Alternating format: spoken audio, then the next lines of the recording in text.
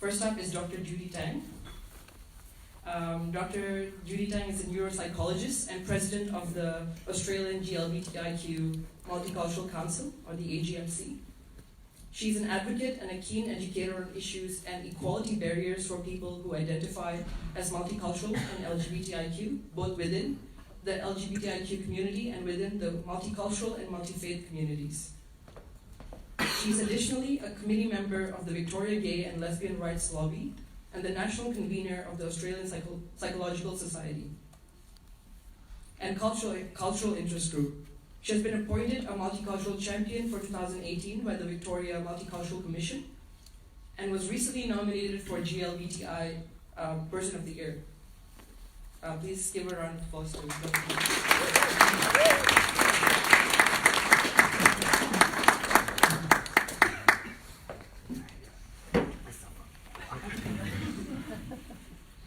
Next up is Sally Goldner. Sally Goldner AM has been involved in Victoria's queer communities for over 20 years. This includes Transgender Victoria, co-facilitator of Trans Family, presenter of 3CR's Out of the Plan, and treasurer of the Bisexual Alliance Victoria. She's the focus of an autobiographical documentary, Sally's Story, and a life member of 4 queer organizations. She was awarded an Order of Australia in 2019, inducted into the Victorian Women's Honour Roll in 2016, awarded LGBTI Victorian of the Year in 2015, and was noted in the Age's Top 100 Most Creative and Influential People. She's an educator, speaker, MC, and occasional performer, all in contrast to her original accountancy training, with more to come.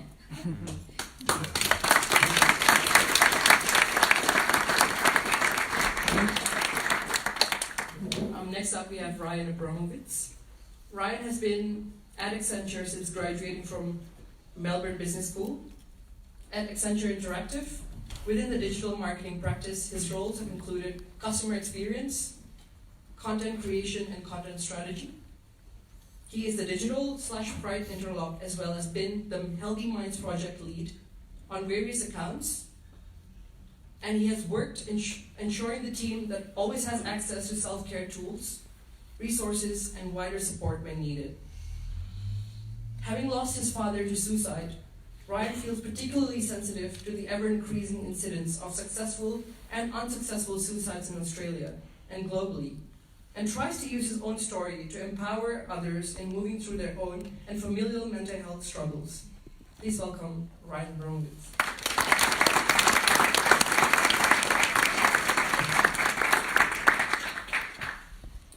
Last but not least, we have Lena Ristevski. Lena has worked in community mental health since 2019. She has a Bachelor of Applied Science and postgraduate studies in counseling. Lena's current roles at Mind Australia are as a mental health care practitioner and as a diversity and inclusion project coordinator, with a focus on achieving the Rainbow Tick for the national organization. Lena's work has predominantly been within the culturally diverse communities. Lena is passionate about increasing intersex awareness, highlighting LGBTIQ issues through a culturally diverse lens, and approaches to recovery. Our panel will be moderated. Please welcome Lena Ristevski.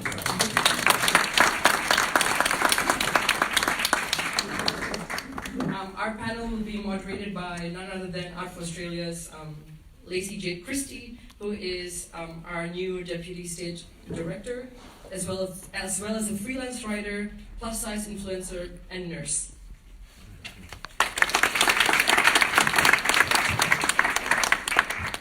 Thank you so much, Arjun. Can everyone hear me? Yes. Fantastic. Microphone. Oh no, I've got one here. Is it working? No? Yes? I'm going to take that from you then. Excuse me while I hold the microphone.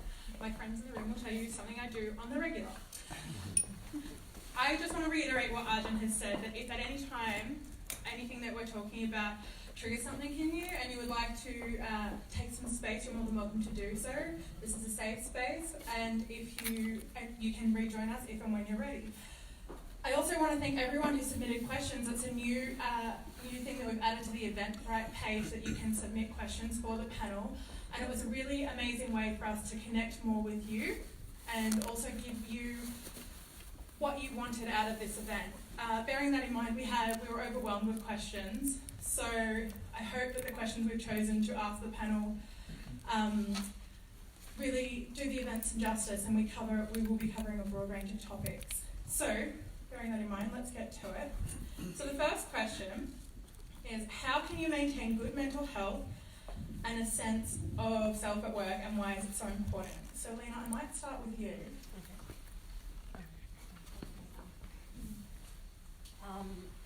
So I guess the first thing is authenticity. I think when we can't be authentic in the workplace, it does impact on our mental health, and it does impact on our experience in the world in general. I think, a lot of the times if we are, for example, the black sheep in our family, and then that dynamic continues in the workplace, it's kind of easy to fall into that repetitive kind of way of being. But I think having workplaces that are inclusive so that people can be open and authentic is definitely a pretty big protective factor. Yeah, Ryan, what about you?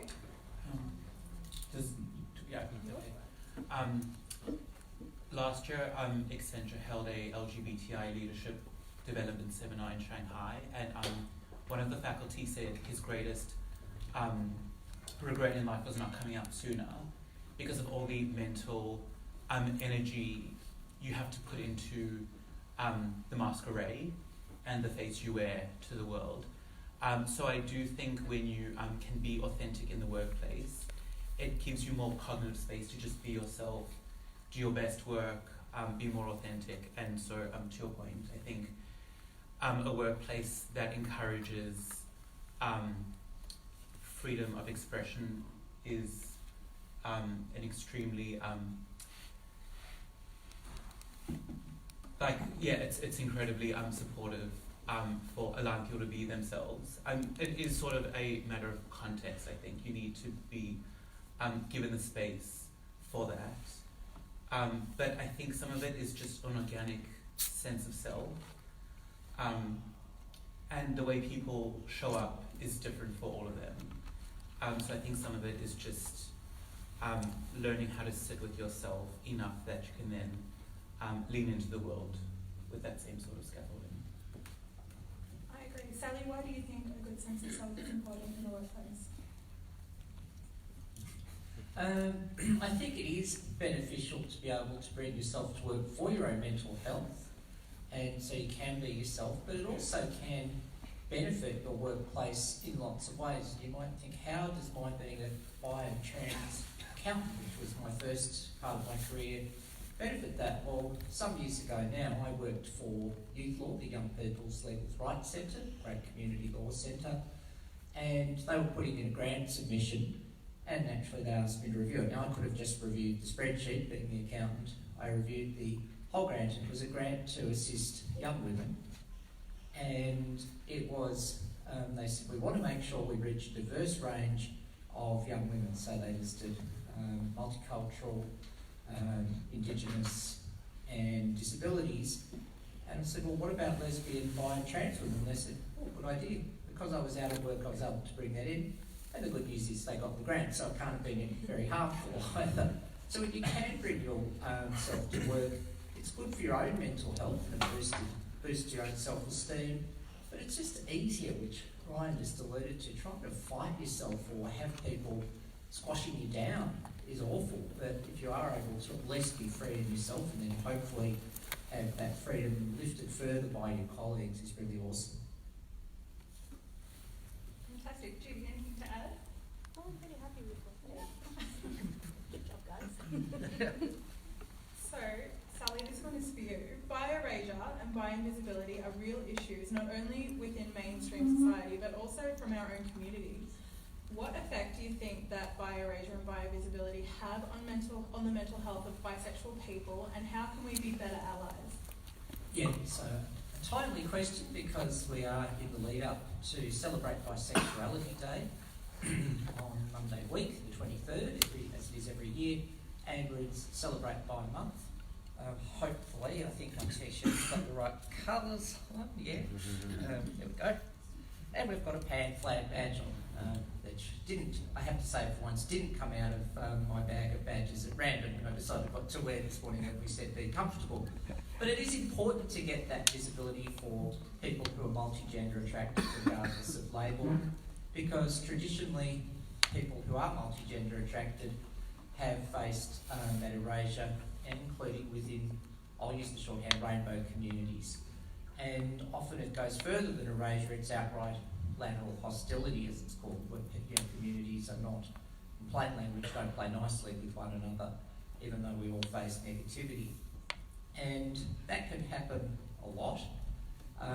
It happened a couple of years ago, just for something different. I was on a panel, and about a few months later, I bumped into one of the people who was there who said, after you were on the panel and spoke about bi-issues, I went back up to my office and 2 colleagues were being biphobic, saying things like, oh, they need to get off the fence and all that sort of thing. And to which we always, by the way, say, get on the fence because the view's better. Humour can help. But, and she was a really good ally, and I was so pleased to hear that. And so it can just be really awful to think that you can't be safe in your workplace. I've actually had this in the rainbow communities prior to last year's state election. A number of rainbow community groups were putting together a wish list. If we were the benign dictators that ran the state, what do we all want? I was representing Bylines and wanted to bring this very issue up, that sometimes we do face prejudice from elements of gay and lesbian, and someone else representing another organisation said, no, you can't put that in where we will look bad. Well, some people are bad, and we've got to stop covering it up. So if you hear something like get off the fence, make up your mind, that sort of thing, try to call someone in, as the saying goes, point out that that's not accurate. We don't live in an either-or world when it comes to sexual orientation or gender, and work through them, but then you might have to escalate it. And every sexual orientation is valid, whether it's heterosexual, gay, lesbian, bi, is really important. So yeah, just be that ally.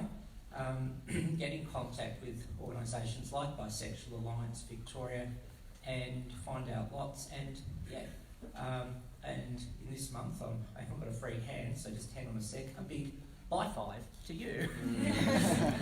I think Archie at our last panel, which was an allyship panel, said that being an ally is a verb, not a noun. And as long as you have the mental capacity to be an ally, then you should do something and stand up and be the voice, because a lot of the time other people don't have that ability. Judy, do you have anything to add? No? Any of our panelists? No? I did, but now I've lost it, so. Okay. So, our next question is, approaches to diagnosis and healing are often done using Western paradigms of knowledge. How does this process differ in multicultural and multi-faith communities? Judy, you're up. Great question.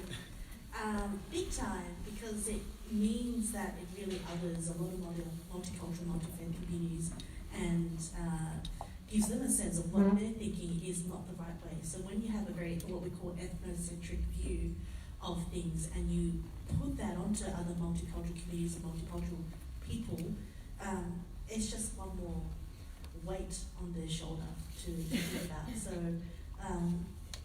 for me, I think it's quite important for a lot of mental health professionals to be cognizant when someone is from a different background, to understand what they might be bringing and really get to know them as a person, not necessarily through stereotypes and or fitting into what we have as mental health professionals, the DSM or what we know as Western constructs of illness. Ryan, do you have any experiences? I know that you're Jewish. Do you have anything to add?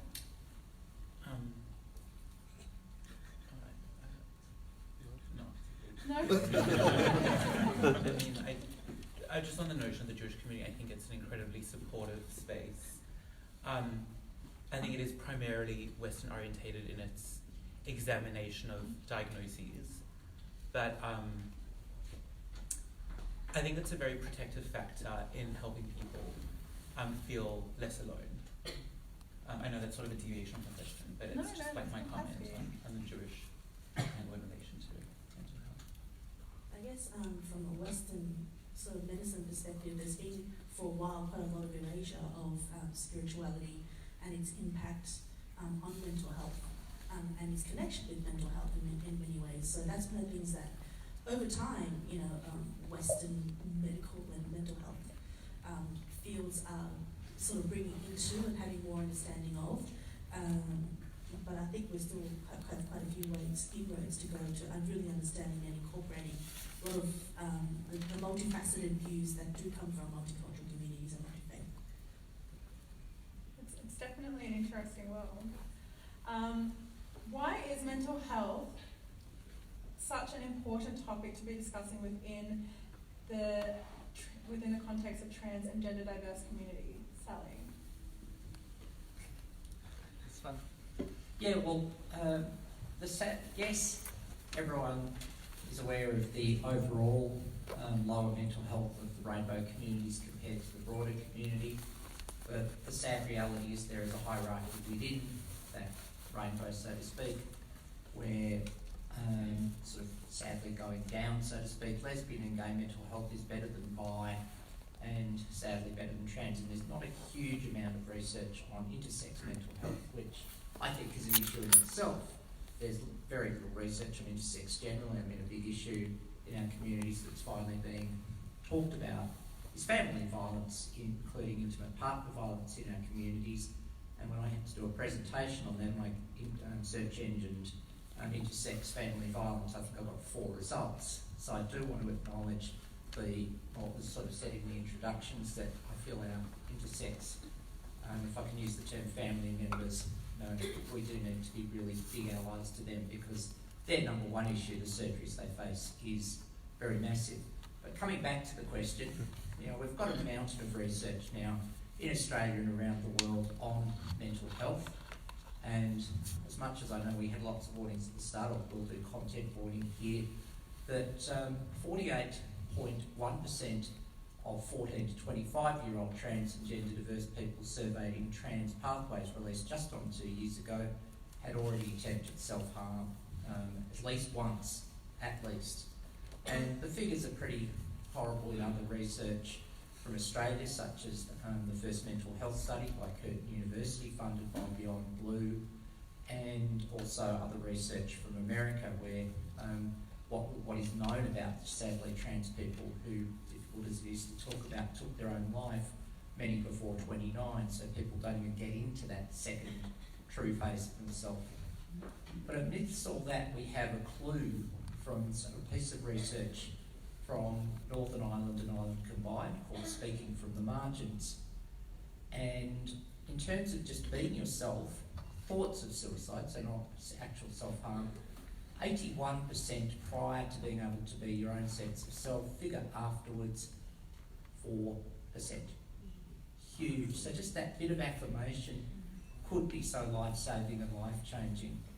And it could be as simple as saying something like, if you're, say, a cisgender male, I use he, him pronouns, which pronouns do you use? I've actually had the story come to me of a trans woman. This came to me via a local government worker. There was a community meeting of some issue, and this local government worker saw a person looking a bit anxious, nervous, went up to the person and did the, look, can I respect your gender, which pronouns do you use? The person was in her 50s. She burst into tears. No one had ever asked her that. Wow. Another story that came my way was someone just at the start of their journey in hospital. They knew they were trans but hadn't made any progress, and someone assigned male, and I can't remember, and I can pluck names out of the air. Fred was on the chart, and Fred said to the nurse, "Can you just call me Sarah?" Made a difference. So, and there is research which almost seems obvious that if you use someone's name and pronouns and affirm their gender, our mental health's better. I know it almost sounds like duh, So really, please do that. And if you make a slip, which happens, and yes, I've done it, just use other pronouns, and often it happens, say with non-binary, you use they, them, and that's okay too. And then just make the effort to get it right. Well, I'm going to throw in one other thing, and I know I'm taking a bit of time on No, this, but I'm loving it. it's a big one, which I didn't think about until today, ironically enough, because I had a bit of a mental health day myself. It just was one of those days. I am recognised as having the mental health situation of cyclothymia, which is, I call it in simple but reasonably accurate terms, mini bipolar. It's sort of not the big peaks and troughs of bipolar 1 and 2, but it's sort of more gentle, a bit more like that. I'm also, in terms of here's the big one of neuroprocessing, how our brains process information. I am strongly identified with the highly sensitive person trait, which, again, in plain language, we take in information in greater length, depth and breadth than the mean and median. And they both hit me today a bit. And I don't know why I didn't think to bring neuroprocessing in before tonight, so I'm going to bring it in now. Because a recent piece of work Transgender Victoria did, not a huge piece of research, but some focus groups we ran prior to some of our family violence prevention work. 50% of the trans and gender diverse people said that neuroprocessing was important to them. So neuroprocessing, the big one is autism, but for me, highly sensitive person, really important. I concentrate deeply. There's one thing that really will get my blood pressure up, if we're talking physical health. It's if someone keeps back, interrupting me, when I'm trying to concentrate, and you're just in the depth of conversation, someone barges into us, it's like, oh, for heaven's sake. From my point of view as an introvert and a highly sensitive person, can we please blow up open plan offices? I hate them. But respect that. Don't, interrupt me every 5 minutes, that sort of thing, because it's really overwhelming. And given how important this is for trans and anecdotally for bi and asexual people, I really would ask people to be, if I can throw in a pun because I'm bi and we do that, be mindful of neuroprocessing. Really be aware that when people do things differently, I mean, introverts, extroverts, and in the middle, of course, ambiverts, because we don't like binaries, all process information differently. Be aware of all of that, and more to the point, bring it to your advantage for your workplace as well. That was a big one, but it was important. There are some great take-home messages. Some great take-home messages in that. So I am a nurse, and I have a friend who is trans and male identifying, and he had to come into my hospital for surgery, and he was so anxious about it, so anxious, and it wasn't elective, he needed surgery, and just me making a phone call, because it's really hard to change, a lot of you will know, it's harder to change your paperwork in hospitals once your birth names are on all those documents, but putting a note in the nurse's notes makes so much of a difference, and he was happier to come into hospital. It made all the difference to his experience, and like those tiny little things, all you have to do is ask, and I know that must be scary, but nurses are there to help. So our next question is, where are the best practice mental health support programs that you have found, and what is required to duplicate these? So then we might start with you. So this is within organisations? Yes, within organisations.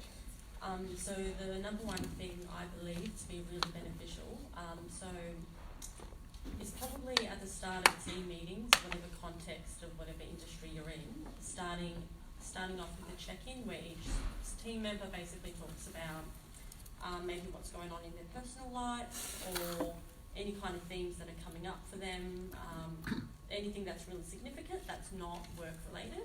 And so what this basically does is it kind of makes everyone realise that we're all human. So I work with a bunch of social workers, so we don't even need to do that because we just know the ins and outs of everyone's life.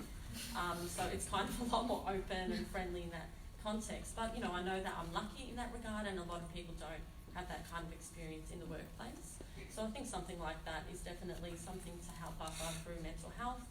Because I think it just means that, if there are particular conflicts within the workplace, or if there are things that colleagues need to discuss with each other, it's that reminder of, oh, hang on, this is the person first, and yes, I can approach them about this work matter, but I'm going to do it with compassion. Person first is so important. Yeah. Brian, do you have any programs that you've experienced, and what works well with those? So Accenture has Accenture's got a community called the, previously it was called the Mental Health Community, then to put a more positive spin on it, it was rebranded as Healthy Minds. And it's got online resources, podcasts. We have a subscription to BenStar, an employment assistance program portal where you can speak to people in confidence, sort of at liberty to say whatever you want because it's outside of the Accenture paradigm. And there's monthly calls by this network where each call has a different theme, like it could be depression, anxiety, body image, sleep, nutrition, and sort of it just helps you develop a good toolkit for, I guess, a healthy approach to life and care practices that you can adopt when you're feeling more fragile and weaker. So I think the Healthy Minds model is really good. So Accenture is a consulting firm and we work in different client locations, and each project has got a Healthy Minds captain or contact who is a point of contact for anyone who needs greater help. I'm the Healthy Minds sort of point of contact within Accenture Digital. And last year I had a woman call me when she was in like a deep suicidal self-harm state. So also like obviously trigger warning for this content. That obviously brought up a lot of my own stuff with respect to losing my father. When you are appointed in a position where other people turn to you for their own mental health, you need to recognize, and you probably appreciate this, where your own limits exist and your own capacity to assist others. You know, some things can only really be best managed by social workers, doctors, medical personnel. So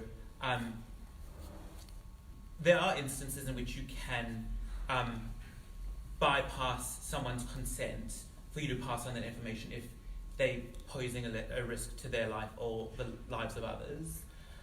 So I called her Accenture supervisor, her husband, and sort of, it was hard because she was in Sydney, I was in Melbourne. I felt pretty helpless and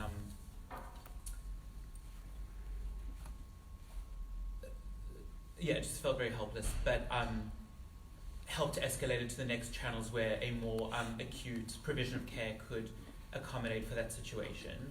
But you know, when I put my name forward to be the Healthy Minds location lead, you know, you never actually think that someone's going to call you in a suicidal state. These things are very real. Being human is very messy, and it's sort of also about like understanding where you need to get help from others, also for your own mental health management. Boundaries are so important. I'm a massive Brene Brown fan, and she says that some of the most empathetic people are the people who have put up boundaries in order to protect themselves. That way you have the capacity to be able to take on other people's woes and trauma without actually taking it on, and it enables you to do your job better. So I think you did amazingly. Judy, do you have an example of a great program for mental wellness? Not really. Like, I've got my own clinic with my partner who's here with me tonight. I guess anything that seems to work well for our setting is that we bring a lot of authentic leadership, and I think that shows a lot of power and a lot of importance that's placed on really authentic management and leadership. So I think being mindful that if the leaders present as authentic and honest and open themselves, it actually can be quite inviting and allows more of a safer space for their team and their people to also be comfortable and open up to them. So that would be my only advice, to just focus that if you are in a leadership position, to ensure that you are not just saying the things, but potentially giving up that energy and that and living by that example yourself. You need to practice what you preach. Yeah, totally. Sally, do you have an example of good mental health support programs in the workplace? Not so much a program, but we've realised that Transgender Victoria, we've grown a lot in the last 12 months, and you know, we've had people, including myself, try to take on executive management roles, and a challenge here is that we've realised, you know, it is a fair comment to say that, you know, the trans community compared to cisgender people overall, heterosexual, gay, lesbian, bi, who are not trans, face more trauma. And trying to do management has been traumatising at times, and I'm going to be very honest, it's why I stood down 2 weeks ago from management at Transgender Victoria. I was wiping myself out. And the thing is, I think a lot of our legal structures, our corporate structures, were set up to run trading enterprises and don't really quite understand that when you're dealing with people who have faced this sort of difficulty, we don't, they're not set up that way. To have a one-person CEO is really problematic. We're probably going to look, we are going to go right back to the grassroots in the next few months and start from values. And if I was a benign dictator, I'd be putting values of compassion and empathy even ahead of diversity. And I never thought I'd say that. We need to do that and then look at our governance structure, strategy, and we'll probably, the thing that I wanted to add is that I think a lot of our work in the trans community, we are, to use the phrase, going down the rabbit hole.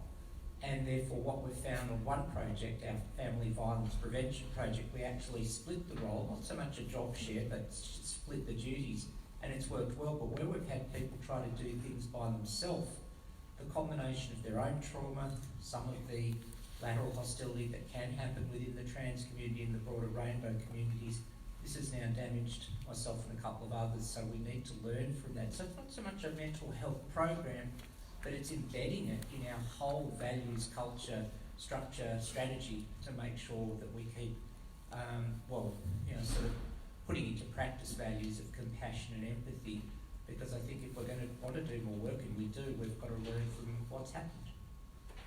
So important, and leading perfectly into our final question, which is, how do you deal with mental strain of the mental strain of always having to educate people on either your cultural background or your sexuality, your gender identity? So Judy, we might start with you. Me? Yes, you. Okay. Thank you for that question. I was thinking about that, and depending on my mood, most days I actually don't mind. I don't think of it too much of a mental strain, because for me the notion of the basic premise of communication is actually educating each other. So if you asking me, hi Judy, how are you? That's already a question in itself. Most people will probably just sort of put it to the side and say, yeah, I'm fine. I've had one friend who, every time someone asks, if you want to use this as a tactic, is they will tell them how they are for about 5 minutes. So that's one way around it. I depending on my mood, and like I said, most days I'm happy to educate, because I feel like that's an opportunity to share my story with someone. I could be in a taxi and then I ask me what country I'm from. This is the usual kind of thing. Like, wow, where do I start? And then the whole car trip's over very quickly. It's fantastic. But I do understand. Sometimes you just have days where it's like it's a cognitive load. You don't have to think about having to. It feels like rather than educating, perhaps it feels like you more have to explain yourself, and that can be quite tiring. For days when those experiences happen for me, I do my best to think that here I am having an opportunity to share myself with someone, and hopefully I can expand on their world and their experiences as well. And usually it always turns out to be a very positive experience. Fantastic. Ryan, how do you feel about educating people? I don't find it laborious. I mean, sometimes I think there's, bisexuality, it's still kind of, obviously there's, I think sometimes for, more heterosexual normative groups, it's harder to conceive that love is fluid and porous, and that you can fall in love with the soul, not the gender that holds it. But I haven't really found it exhausting to explain things. I mean, I just think after sort of seeing what happened to my family when my dad died, me and my sisters are kind of quite mobilized in the mental health, suicide space, and so like yesterday was Suicide Awareness Day, tomorrow's Are You OK Day, October's World Mental Health Day, November's Movember, July was Push for Better, where me and my sister did 3,128 push-ups collectively for the 3,120 people that died by suicide in 2017.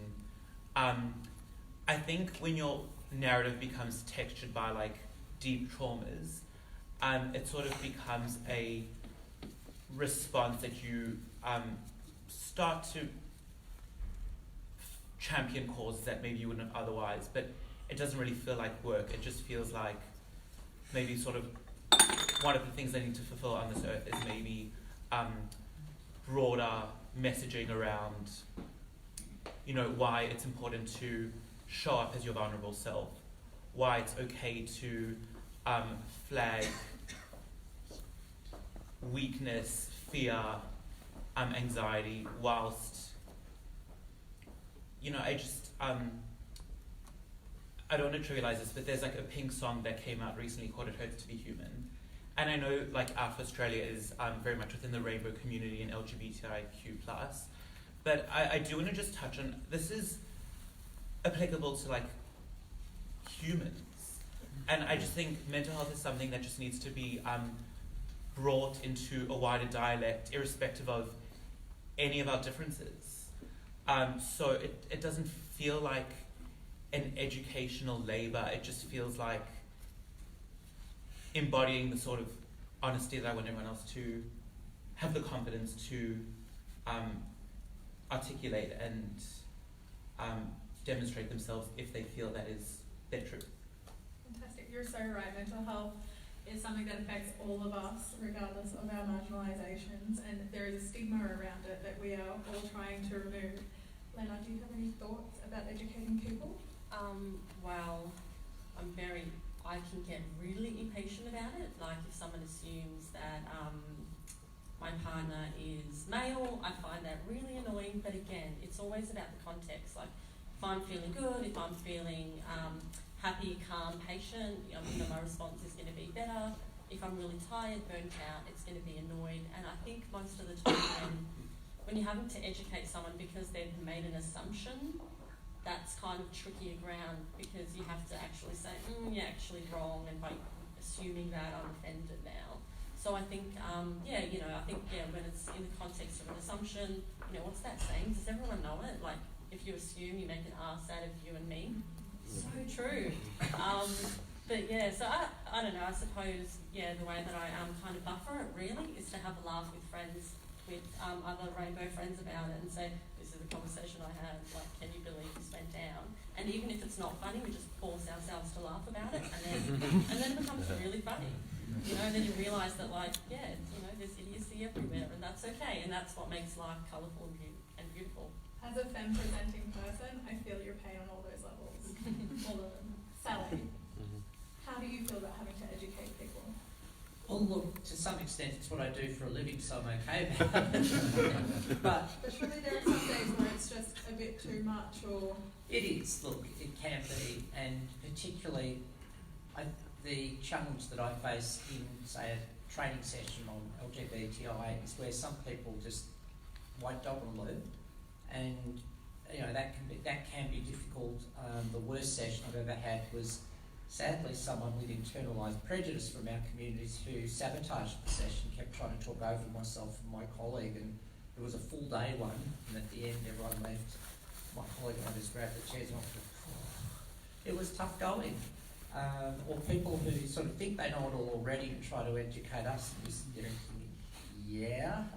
so there's moments, but overall it's positive, and I walk out of a session of say 20 people knowing there's 20 people who are going to be better informed, like that one I mentioned from the panel a few years ago, which is similar enough.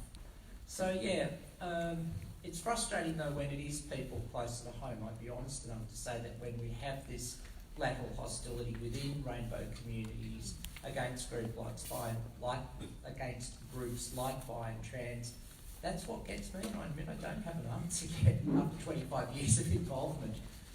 But trying to pull back and do the self-care thing, I try to get away every 2 or 3 months down. I just love going down to the beach somewhere, going for hour-long walks.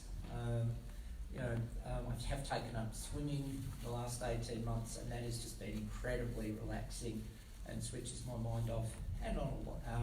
Humour does help. I'm not sure how we've got more people with more research expertise on the panel than me, but I'm not sure if there's research linking by and puns yet, but there's enough anecdotal evidence anyway. And yeah, just a complete escapism. There is, of course, the World Wrestling Entertainment Network for $10.99 US a month. It's quite meditative to have the idea of throwing Lyle Shelton over the top ropes onto the concrete floor. Anyway, $10.99 US a month. I think that's about 500 Australian dollars at the moment. But seriously, whatever gives you a breather, I suppose. Whatever physical, mental, and spiritual stuff is good for you. It doesn't harm anyone else. So. And World Wrestling Entertainment allegedly being premeditated doesn't really harm too many people. That's a form of self-care that I've never heard of before. We are going to ask one more question, and then I will open it up to the audience. So if you have any questions, please think about it and hold them in your bank for 1 second. So on that note, self-care, it's a buzzword at the moment. Everyone's hashtagging self-care, and it looks different for everybody. Whether it's doing a Monday mask, face mask, or going to the beach or watching wrestling. I don't know if I'll try it, that's not really my thing, but whatever floats your boat. What does self-care look like for you, Ryan? There's quite a lot of things I do to metabolize my emotional experience of life. I live near the water. Water for me has always been like the most therapeutic medium. Seeing it, hearing the waves, it's very anchoring. So just going down to the pier, this year I started rowing, there's a few of them in the audience, and I just find being on the water very calming. I'm a painter, an artist. Last week I went down the coast and I just painted for an entire week, which was just heaven, and I just sort of felt like very anchored within myself. I meditate. I find boxing incredibly cathartic, especially when you're angry at people or people in the workplace. no one except you here. Except just and I think there needs to be no embarrassment in seeing a psychologist, psychiatrist, counselor, social worker. Every time I go to my psychiatrist, whether or not there is causality or need to be there, I sort of have like sessions every 3 weeks. I call up Deborah at the Victoria Clinic. I do it at the beginning of the year, so it's just in the calendar. I can get late after work appointments. I feel like I always understand the mechanics of the human mind a lot better by virtue of just playing things back. I'm getting objective insights. And just going back to the point at the beginning about community, humans are a herding species. No one should ever be an island. And I think having a community in whatever channel that feels right for you is a very holding place. I think I coped so well with like just my dad's death and sort of the severity of that through my life because I had good people around me. So to your point, I think self-care is painted very differently. So the last thing I will say is forests and nature. There's something very organic about just returning to a very primordial landscape that is devoid of all the technology we've built around ourselves. And I think sometimes just going to a forest where you just put your phone away, you just hear the trees, you just feel the nature penetrating through the wind and the soil can be one of the most restorative things you do for yourself. So there's lots out there. There's so much. We were talking about the beach before and how that's a form of self-care. And I think for a lot of people, self-care looks like community. Just removing yourself and putting yourself into your community and people that understand you. There's such power in that. Lena? So for me, it's anything that gets me out of the three-dimensional reality, which we're so in all the time. So things like, maybe tarot cards, anything that can kind of help get a different perspective. Or just having conversations with friends and saying, and that sort of thing where you can say, this is what happened, this was the perspective that I have, can you tell me what my blind spots are? Because a lot of the times we think that our perception of something is like the only perception out there, which is obviously not, but also in terms of, getting yourself off the perfectionist hook kind of thing, like allowing yourself to not be perfect and to just be free within that, I think is awesome self-care. I'm a fire sign, so I just think the whole world revolves around me. Jane, what does self-care look like for you? I think, one of the things is forest bathing is actually being officially researched, and it's very, very good for you. So What is that? forest bathing, I think if you just Google it, so it's taking walks in parks and with trees, they actually release something that makes us very happy. And Melbourne has a lot of really good accessible national Yeah. parks Yeah. within close proximity. Exactly. So, highly recommend forest bathing. I think closely tied with self-care is an emphasis on self-reflection. So I always take the opportunity to try and self-reflect on what my care needs are. And they can be very simple and very funny. So, for example, I might be feeling really miserable one day, and it turns out I'm just thirsty. So, have some water, and hey, I'm feeling okay now. On the flip side, I would have accidentally had some bubble tea, and then in the middle of the night would wake up my partner and go, "Oh my God, I don't know whether this is going to work out." Like, and it turns out that's not what they just told me about. I went into the next morning and things were okay. But otherwise, I play video games. That's what I do. So that's my self-care. What video game do you play? Are you playing at the moment? I'm playing Overwatch at the moment. And also, I have finished, but I know there's still budget. I've got a few side quests, and oh my God, you just open up. Because I dated a girl once who took a whole week off for the release of Red Dead Redemption. And after that week, I was like, right, I'll be over here. Yeah, my partner talks to her mum because she's like, oh. You go with video games. I think on that note, we might open it up to you guys. If you have a question, please raise your hand and we will pass around the microphone. So here's lovely Frances, our state director.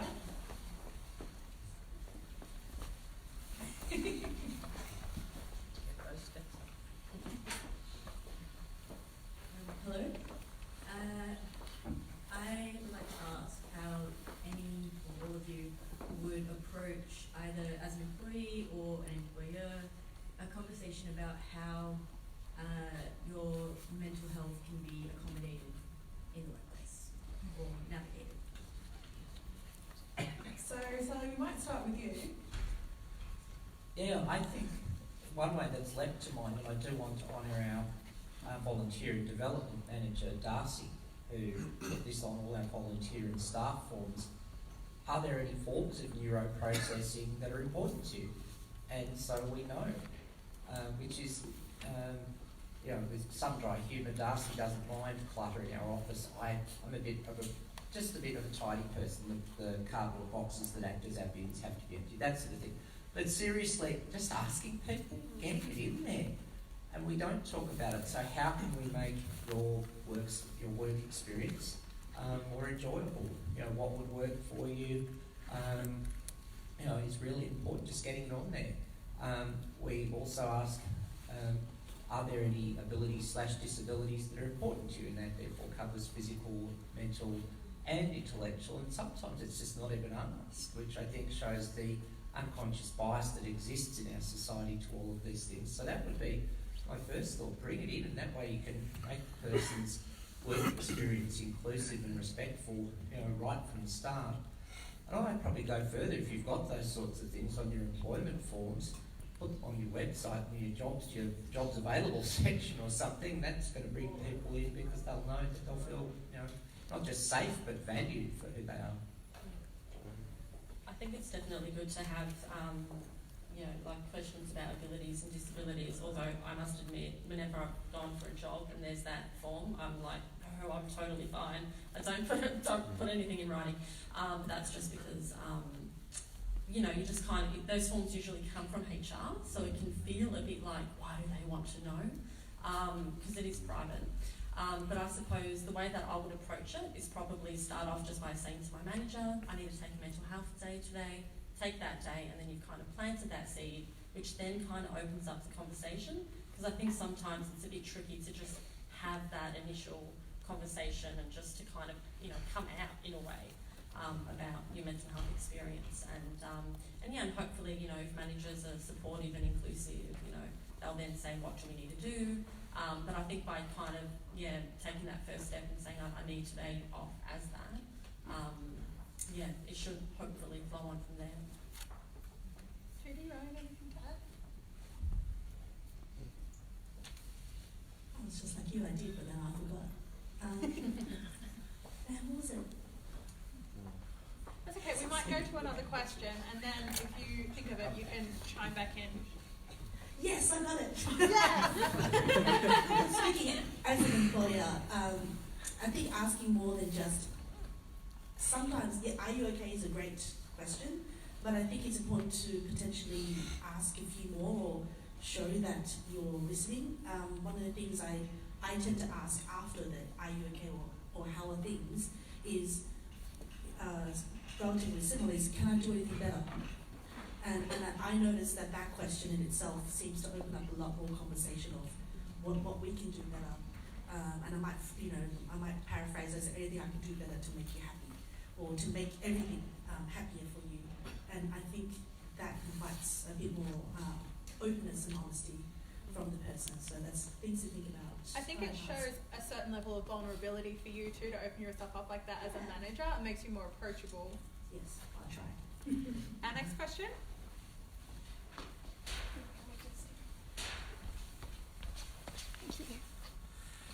Kia ora koutou katoa. Hello up there.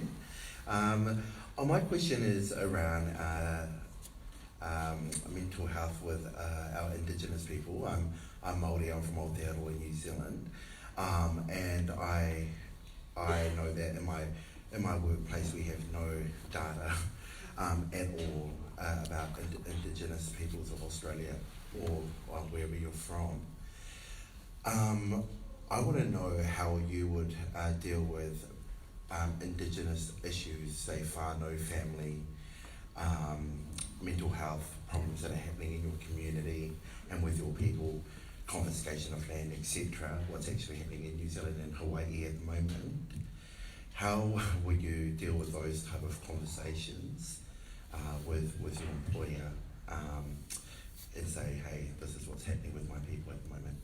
I need a little bit of space, I need a little bit of time. Does anybody want to chime in? Judy? Well, I think it depends on the employer.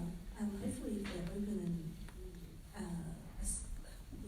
honest and able to listen, it gives you a opportunity to explain the multi-layers and levels that can impact someone who is Indigenous and how that could affect them in the workplace.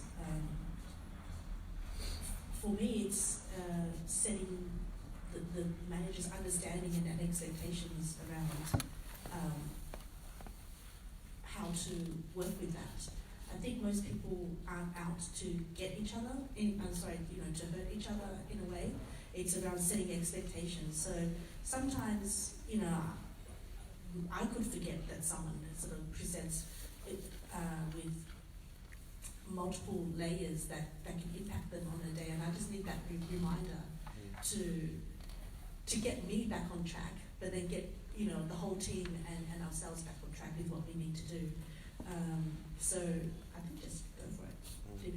Just you have to say it. I think it's important to highlight that if you feel that does have an impact, and I agree, it certainly does.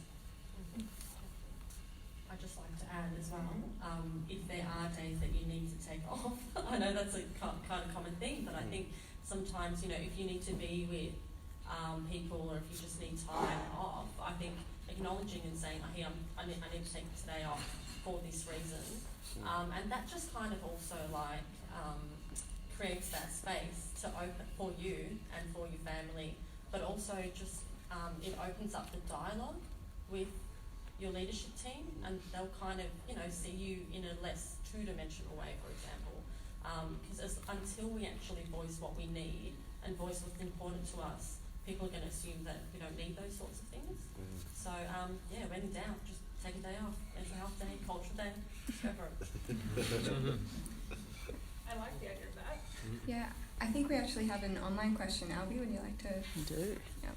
Yeah, this one comes from our Facebook live stream at the moment. When it comes to unconscious thoughts and mental health, what best practices do you think help when we only realise issues post triggers? First of all, how cool are we having Facebook Live? Second of all, Yeah, I'm the queen of the delayed reaction. So I think it's just about talking with people, making sure that if something has affected you, it's normal that in the moment that we don't process all the information. And a lot of times, you know, if we're met with something that's quite confronting and there's a lot of things going on, you know, we're not going to prioritise our reaction in that moment, but always just letting yourself know it's actually okay that I'm getting affected by this, normalising it. Because if we judge ourselves for why am I annoyed at this, I'm weak, then that kind of just adds another layer of shame to it. So just, you know, allowing yourself to actually just telling yourself that it is valid. Talking to people, talking to a counsellor. If there's an LGBTI identified counsellor that you work with, that's even better because it just cuts through so much of the small talk as well.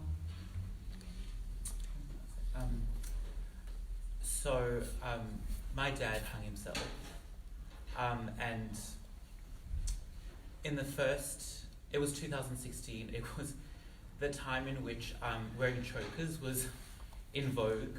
It sort of like dissipated a bit, but when I was back in Melbourne, I just saw chokers everywhere, and anything around people's necks was very visceral. And I think in response to that I became desensitized, but there can be a lot of visual and verbal high octane apprehension of your logic when you are so significantly confronted without expecting it. Like I even went to a Shakespeare play a few months ago, and there was a hanging on stage. It was a standing play, and I actually felt like my legs buckle. And you need to have a lot of self-compassion, a lot of kindness. Sometimes I'd like to be further on my journey of not being as emotionally jolted to a lot of these things, because obviously, you know, I can't ask every person in Melbourne who wants to wear a fashion accessory that chokes their neck to take it down. But it's about, I think with triggering, there's also a facet of desensitization that is parceled in with that. And I just think it's sort of, in every opportunity you just try to restabilize, breathe, regain composure, and let yourself be with your thoughts. Don't try shun them or hide them or suppress them, because it sort of kind of let it pass like a river or like clouds in the sky. Yep. Like nature is a very wise resource for understanding how to process things. self-compassion is the key, I think. I became a writer because that was my outlet. And that's how I learned to deal with my things, because I would pour all of my emotions onto a page, and that helped me process. Everyone has their own ways of dealing with those things. And as our last question, in one sentence, what would your message be to attendees? Just one sentence. It's hard for all of us. See the thinking faces. Forest bathe and play video games.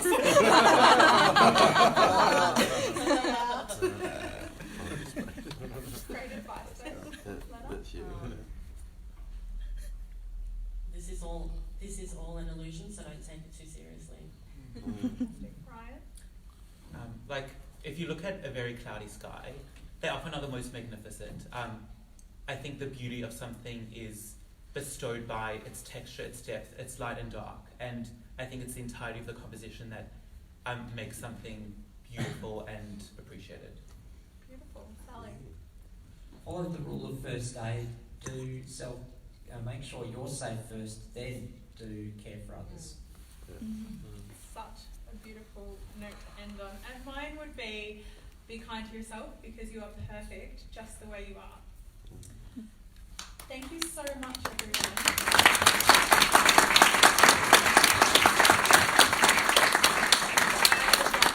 Francis, who is our State Director, up to speak. Thanks so much, Lacey, and thank you to all of our wonderful panellists again. Could everyone join me as well in just giving our panellists one more big round?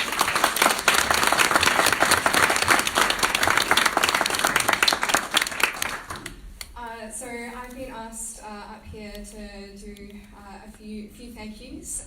So firstly, we have some gifts for our panellists, just to thank you for your time and for sharing such personal stories. And I know me personally, I got so much out of this really important discussion. So thank you so much.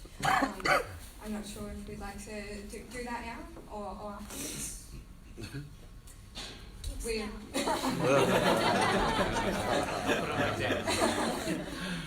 So while we're doing that, I'll also just take this opportunity to thank all of you for attending as well and for being so engaged in this incredibly important discussion. This event has been made possible as well by the generous support of Accenture, our partner. So if we can all give a round thank you to Accenture for providing us this lovely space. Thank you for providing the catering this evening, which will be available as we leave our seats. And thank you as well, Accenture, for being one of our corporate partners, without which the work that Out for Australia does would not be possible. As we mentioned at the start, we are an entirely volunteer-run organisation, and we exist to support LGBTQIA+ students and aspiring young professionals to be their most authentic selves in the workplace. We do this through events like tonight, where we bring the community together to discuss important issues for our community. But we also run a mentoring program which operates online Australia-wide. So one thing that I would encourage you, if you could, is if you've ever thought about being a mentor, or if you're a student or a young professional yourself and you're looking for a mentor, then I would encourage you to sign up to our mentoring program online. And any of our volunteers from Out for Australia would be very happy to talk to you about that. Anyway, final thank yous. Thank you to our Out for Australia team. Thank you to Lacey for moderating such a great panel. And thank you to Arjun for all of his work in organising this event. Thank you. If we can give one final round of applause.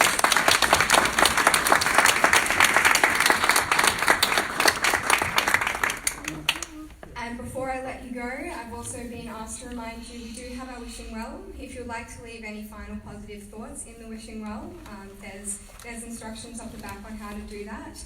And also, before you do leave, if you'd like to fetch your own positive thought from the well and leave with your own little note of positivity, then please make sure that you do so.